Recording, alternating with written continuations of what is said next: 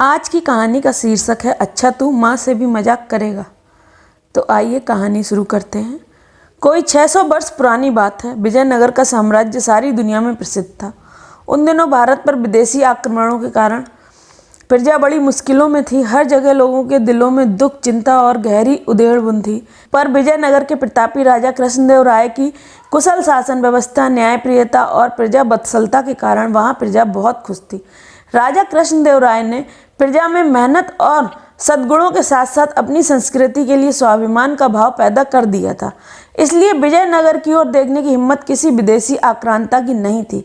विदेशी आक्रमणों की आंधी के आगे विजयनगर एक मजबूत चट्टान की तरह खड़ा था। साथ ही वहाँ लोक साहित्य और कलाओं से प्रेम करने वाले तथा परिहास प्रिय थे।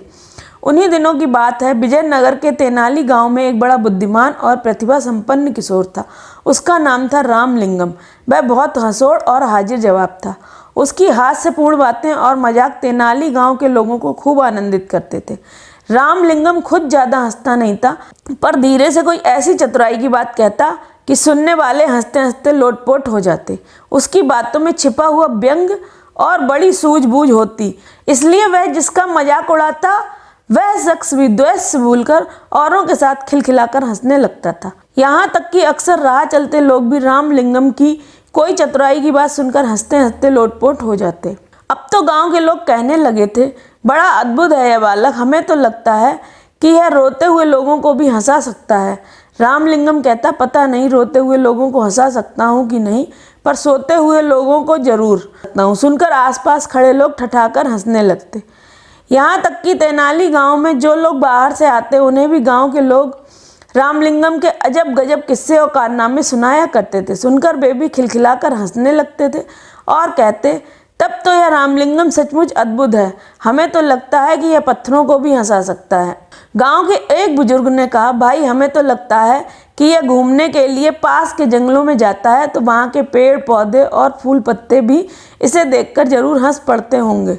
एक बार की बात है, रामलिंगम जंगल में घूमता हुआ माँ दुर्गा के एक प्राचीन मंदिर में गया।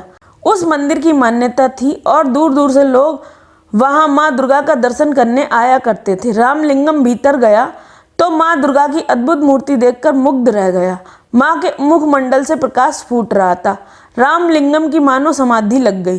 फिर उसने दुर्गा माता को प्रणाम किया और चलने लगा।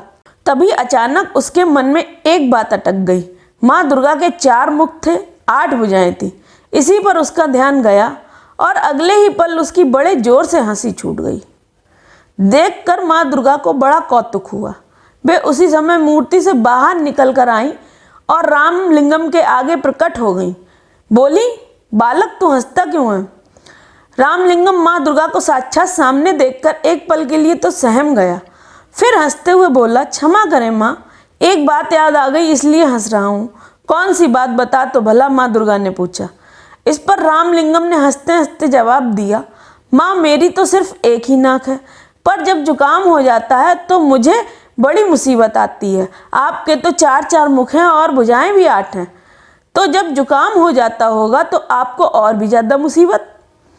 रामलिंगम की बात पूरी होने से पहले ही माँ दुर्गा खिलखिलाकर हंस पड़ी। बोली, हट पगले, तू माँ से भी मजाक करता है? फिर हंसते हुए उन्होंने कहा, पर आज मैं समझ गई हूँ कि तुझमें हास्य की बड़ी अनोखी सिद्धि है। अपनी इसी सूझबूझ और हास्य के बल पर तू नाम कमाएगा और बड़े बड़े काम करेगा। पर एक बात याद रख, अपनी इस हास्य वृत्ति का किसी को दुख देने के लिए प्रयोग मत करना। सबको हंसाना और दूसरों की भलाई के काम करना। जा, तू राजा कृष्णदेव राय के दरबार में जा, वही तेरी प्रतिभा का पूरा सम्मान करेंगे। उस दिन रामलिंगम दुर्गा माँ के प्राचीन मंदिर से लौटा तो उसका मन बड़ा हल्का फुल्का था। लौटकर उसने माँ को यह अनोखा प्रसंग बताया। सुनकर माँ चकित रह गई और फिर होते होते पूरे तेनाली गांव में यह बात फैल गई कि रामलिंगम को दुर्गा माँ ने बड़ा अद्भुत वरदान दिया है। यह बड़ा नाम कमाएगा और बड़े बड़े काम करेगा। उसके साथ ही साथ तेनाली गांव का नाम भी ऊंचा होगा। तेनाली रामा की अगली कहानी जानने के लिए हमारे चैनल को सब्सक्राइब करें।